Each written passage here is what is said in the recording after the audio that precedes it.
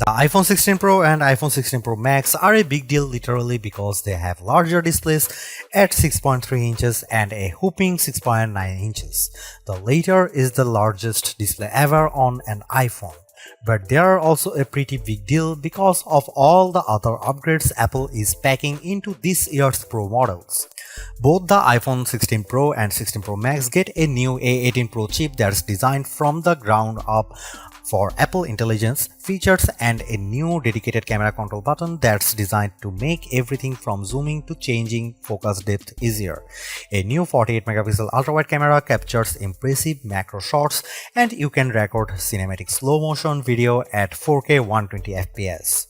Apple also promises longer battery life and better sustained performance along with more durable designs.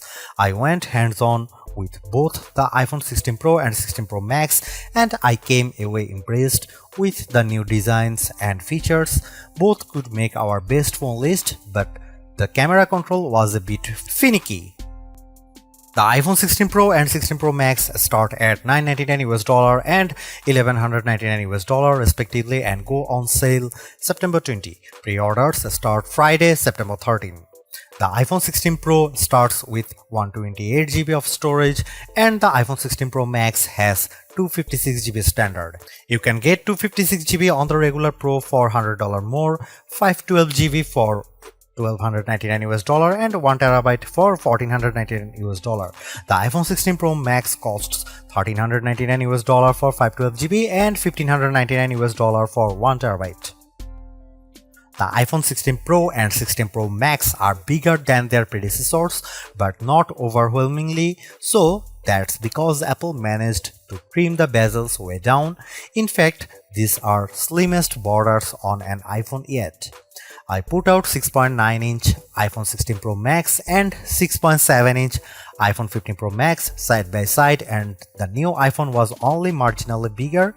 However, some people may prefer the 6.3-inch iPhone 16 Pro because it achieves that nice middle ground of device size versus display size.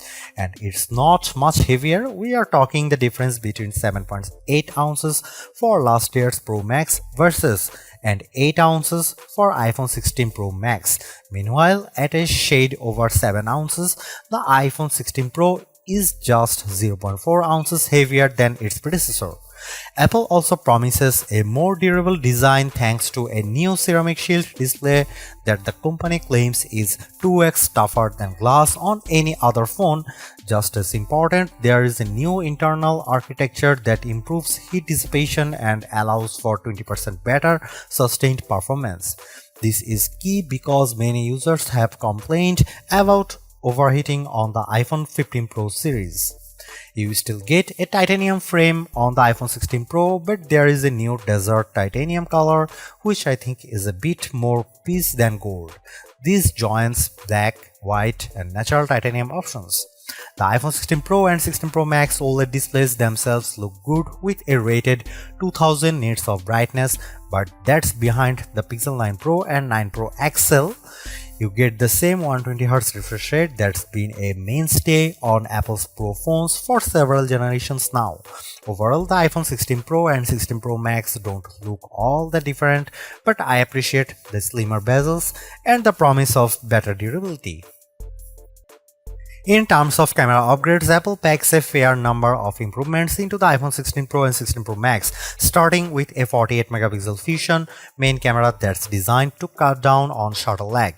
At least based on the sample photos, it looks like these cameras can take sharp images of things like a flowing dress in motion with good sharpness, but we'll be putting that to the test. The bigger upgrade is the 48 megapixel ultra-wide camera which enables better wide-angle shots but also much more impressive macro shots. I saw a close-up of a flower and was blown away with the level of detail. Videographers will appreciate the ability to capture 4K 120 fps video in slow-mo video. I saw a video of a guy on a motorcycle and when things slowed down I could see his jacket rippling in the wind. The audio capture gets an upgrade too while recording video thanks to improved studio quality mics. You can make it sound like the video was recorded in a studio or make the vocal tracks front and center with environmental noises in the background. You decide, and the wind reduction is improved too. The iPhone 16 Pro and 16 Pro Max both look like solid upgrades, but the iPhone 16 Pro could be the better value.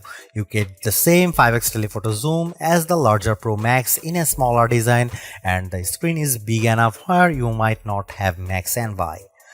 I personally prefer a larger screen and the longest battery life, so I would probably go for the iPhone 16 Pro Max, but if you are on a tighter budget, go regular Pro. Stay tuned for our full rated review.